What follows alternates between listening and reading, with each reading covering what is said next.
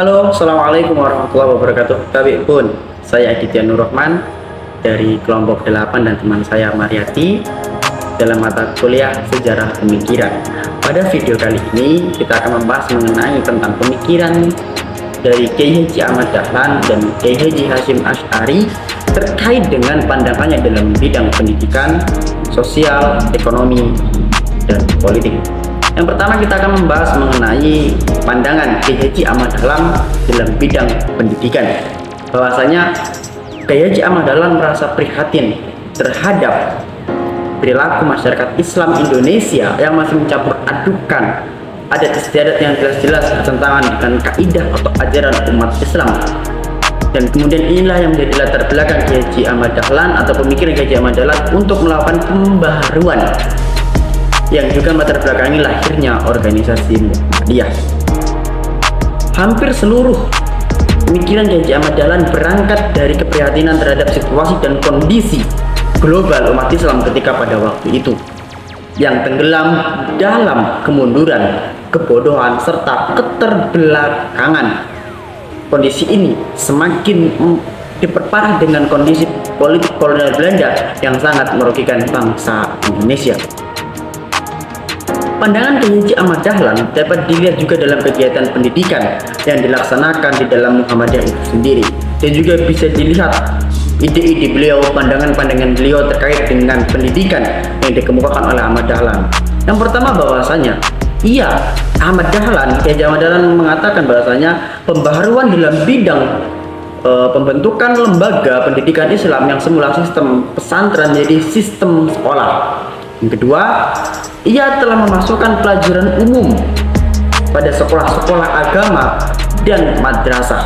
Yang ketiga, kemudian Kiai Haji Ahmad Dahlan mengadakan pembaharuan dari metode pengajaran yang semula dari metode pengajaran sorogan kepada metode pembelajaran yang bervariasi. Yang keempat adalah ia telah mengajarkan sikap hidup terbuka dan toleran. Ia juga dengan organisasinya Muhammadiyah, termasuk organisasi Islam yang terbesar hingga saat ini, yang paling berkembang pesat, mengembangkan lembaga pendidikan yang bervariasi, jadi pendidikan tingkat PAUD sampai dengan pendidikan tingkat tinggi ataupun perkuliahan. Kemudian Kiai Haji Ahmad Dahlan juga yang kelima, Kiai Ahmad Dahlan juga memperkenalkan manajemen yang modern ke dalam sistem pendidikan. Cita-cita dan Kiai Haji Ahmad Dahlan ini semakin berkembang pesat sampai dengan saat ini terbukti dengan banyaknya lembaga pendidikan yang dikelola oleh Muhammadiyah dan Aisyah dari tingkat PAUD sampai dengan tingkat perguruan tinggi, dan ini telah menunjukkan kemajuan yang amat pesat. Dan kemudian Kiai Haji Ahmad Dahlan dalam upaya strategis untuk menyelamatkan pola pikir dan pendidikan Indonesia menuju pada pemikiran dinamis adalah melalui juga dengan pendidikan. Pendidikan hendaknya dididik agar cerdas, kritis, dan memiliki daya analisis yang tajam dalam memetakan dinamika pendidikan, dinamika kehidupan pada masa depan. Dan menjadi kunci keberhasilan pada masa depan adalah memiliki sistem pendidikan yang lebih baik, kemudian dengan metode pengajaran juga yang lebih baik. Demikianlah pandangan-pandangan Kiai Haji Ahmad Dahlan dalam dunia pendidikan. Yang selanjutnya terkait dengan pemikiran Kiai Haji Ahmad Dahlan dalam bidang sosial. Pemikiran Kiai Haji Ahmad Dahlan dalam bidang sosial ini juga tidak terlepas dari kondisi sosial masyarakat Indonesia pada saat itu. Selain itu, gaya hidup Kiai Haji Ahmad Dahlan juga merupakan bagian yang tidak terlepaskan dari kepribadiannya. Pemikiran Kiai Haji Ahmad Dahlan banyak terinspirasi dari berbagai sumber, baik dari datangnya dalam maupun datangnya dari luar negeri. Ketika pada akhir abad ke-19, kondisi umat Islam, khususnya yang ada di wilayah Kauman Yogyakarta, bisa dikatakan sedang berada dalam titik kejenuhan dan kegelapan. Hal ini terbukti dengan masih adanya atau masih banyaknya kegiatan masyarakat Muslim pada saat itu syarat dengan kegiatan akan syirik, akan adanya ritual-ritual yang tidak diajarkan dalam agama Islam. Kemudian pemikiran Kiai Haji Ahmad Dahlan dalam bidang sosial dipengaruhi juga oleh kaum pembaharu dari Timur Tengah dan para cendekiawan pandai Indonesia. Melihat keadaan yang demikian, Kiai Haji Ahmad Dahlan bertergerak hatinya untuk mengembalikan dan memulihkan ajaran agama Islam. gerak nyata ataupun ide dari pemikiran Kiai Ahmad Dahlan dalam bidang sosial tentu tertuang dalam pembentukan tertuang dalam pembentukan organisasi Muhammadiyah yang sampai dengan saat ini masih eksis. Selain bergerak dalam bidang pendidikan, maka Muhammadiyah juga bergerak dalam bidang pelayanan sosial seperti yang saat ini lahirnya lembaga Amil Zakat Muhammadiyah atau Lahrismu.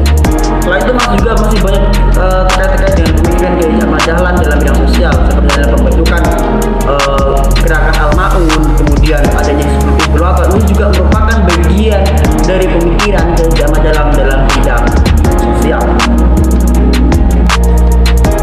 Selanjutnya, terkait dengan pemikiran Kiai Ahmad Dahlan dalam bidang politik, ini ada beberapa poin yang menarik yang tentunya kita bisa bahas dalam video kali ini. Yang pertama terkait dengan kebijakan dari Kiai Ahmad Dahlan dalam bidang politik. Yang pertama adalah kebijakan dalam non-partai. Artinya, Kiai Ahmad Dahlan menganut pendekatan non-partisipan dalam politik. Kemudian, dia tidak membawa organisasi Muhammadiyah ke dalam kegiatan politik praktis. Yang kedua adalah pendidikan politik. Meskipun tidak terlibat dalam kegiatan partai politik, Ahmad Dahlan mendukung pendidikan politiknya yang baik. Dia percaya bahwa Muslim Indonesia harus memahami politik dan berpartisipasi dalam pembangunan negara dengan cara yang sehat dan produktif. Selanjutnya adalah nasionalisme dan keberagaman. Kiai Ahmad Dahlan adalah seorang nasionalis. Dia mempromosikan semangat nasionalisme dan persatuan di kalangan umat Islam Indonesia, dan juga mendorong penghormatan dan pemahaman terhadap keberagaman agama dan budaya dalam masyarakat Indonesia. Kemudian dalam kebijakan sosial, meskipun bukan seorang politikus, Kiai Ahmad Dahlan itu peduli terhadap isu-isu sosial dan ekonomi yang mempengaruhi masyarakat. Yang kelima adalah pemberantasan kemiskinan. Kiai Ahmad Dahlan menyadari bahwa kemiskinan adalah masalah yang perlu diatasi untuk memajukan masyarakat. Dia mendorong aksi nyata untuk mengurangi kemiskinan melalui berbagai program sosial dan ekonomi yang kemudian dikemukakan dan diperjuangkan oleh Muhammadiyah. Pemikiran politik Kiai Ahmad Dahlan tentu mencerminkan komitmennya pada Islam yang moderat, nasionalisme, dan kesejahteraan sosial. Meskipun Kiai Ahmad Dahlan tidak terlibat langsung dalam kegiatan politik praktis maupun dalam kegiatan Muhammadiyah yang juga tidak ikut dalam kegiatan politik praktis. Kemudian yang terakhir adalah mengenai pemikiran Kiai Ahmad Dahlan dalam bidang ekonomi.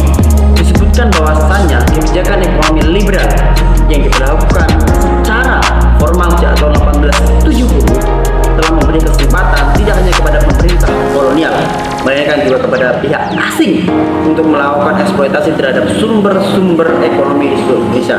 Kemudian inilah membuat hati Kiai Ahmad Dahlan tergerak untuk bagaimana turut serta memperbaiki kondisi ekonomi masyarakat Indonesia ketika pada waktu itu, yang kemudian diijabantahkan dalam organisasi Muhammadiyah yang juga terlibat langsung dalam kegiatan-kegiatan terkait dengan kegiatan pemikiran dari Kiai Hasyim Asy'ari akan dijelaskan oleh teman saya. Dari yang selanjutnya yaitu sejarah pemikiran Hasyim Asy'ari. Lahir dan dibesarkan di lingkungan pesantren, serta banyak menuntut ilmu dan berkecimpung secara langsung di dalamnya.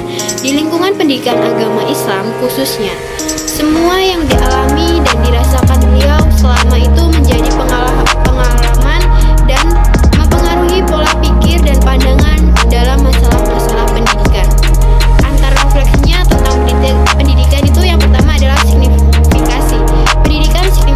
Pendidikan menurut Kiai Hasyim Asy'ari berupaya memanusiakan manusia secara utuh sehingga manusia bisa bertakwa kepada Allah Subhanahu wa taala dengan benar-benar mengamalkan segala perintah Allah Subhanahu wa taala dan menegakkan keadilan di muka bumi, beramal soleh dengan menyandang predikat sebagai makhluk yang paling mulia dan tinggi derajatnya dari segala jenis makhluk Allah yang lainnya. Yang kedua itu ada tujuan pendidikan. Tujuannya yaitu menurut Kiai Hasyim Asy'ari adalah yang pertama itu adalah menjadi insan yang bertujuan mendekatkan diri kepada Allah Subhanahu wa taala. Yang kedua, insan yang bertujuan mendapatkan kebahagiaan dunia dan akhirat. Dan yang ketiga itu adalah karakteristik guru Kiai Hasyim Asy'ari menyebut karakteristik yang harus dimiliki oleh seorang guru, antara lain yang pertama itu adalah cakap dan profesional, yang kedua itu adalah kasih sayang, ketiga itu berwibawa, dan ketiga itu menjaga diri dari hal-hal yang merendahkan martabat. Selanjutnya itu adalah berkarya, pandai mengajar, berwawasan luas, mengamalkan ajaran Al-Quran dan hadis. Nah, yang selanjutnya adalah sistem pendidikan. Dalam sistem pendidikan, Kiai Haji Hasyim Asy'ari berlandaskan Al-Quran sebagai paradigma 3 kognitif, afektif, dan psikomotorik. Yang selanjutnya itu adalah kurikulum. Kurikulum pendidikan yang ditetapkan oleh Kiai Haji Hasyim Asy'ari yaitu adalah Al-Quran dan Al-Hadis, usul fikih, nahwu, syaraf, dan cenderung menerapkan sistem kurikulum pendidikan yang mengajarkan kitab klasik. Nah, yang selanjutnya itu adalah metode pembelajaran. Metode yang digunakan adalah metode konvensional, yaitu sistem sorongan, bandongan, potonan, dan kajian utama yaitu klasik buku. Dan selanjutnya itu adalah proses belajar. Mengajar memang keberhasilan proses pembelajaran yang sangat dipengaruhi oleh berbagai faktor, termasuk guru, siswa, tujuan pendidikan, serta kurikulum dan metodenya. Yang selanjutnya itu adalah evaluasi. Karena dengan begitu, Kiai Haji Hasyim Asy'ari tidak hanya untuk mengetahui sejauh mana siswa menguasai materi, tetapi juga bagaimana mengamalkan dalam kehidupan sehari-hari. Nah, pemikiran Kiai Hasyim Asy'ari dalam bidang ekonomi. Kiai Haji Hasyim Asy'ari juga layak dan ciumkan jempol, di mana beliau merintis kerjasama dengan pelaku ekonomi pedesaan, bentuknya mirip koperasi atau perusahaan, namun operasionalnya menggunakan syariat Islam. Dan yang selanjutnya itu adalah Kiai Hasyim Asy'ari dikenal sebagai seorang ulama karismatik dan guru pejuang. Potensi kepemimpinan yang dimiliki Kiai Hasyim Asy'ari menjadikan dirinya sangat berperan besar dalam memajukan masyarakatnya dan membangkitkan semangat perjuangan dalam menghadapi penjajahan kolonial Belanda. Dunia sosial politik dan kancah perjuangan merupakan bagian aktivitas yang mewarnai kehidupannya, apalagi setelah mendirikan organisasi Nahdlatul Ulama sebagai perkumpulan ulama untuk menyatukan visi dan misi perjuangan. Di samping juga mencetak kader-kader perjuangan melalui pesantren yang berbuah manis, banyak diantaranya santrinya bergabung dalam barisan perjuangan dalam membebaskan negeri ini. Baik, itulah materi dari kelompok kami yang bisa kami sampaikan. Sekian, wassalamualaikum warahmatullahi wabarakatuh.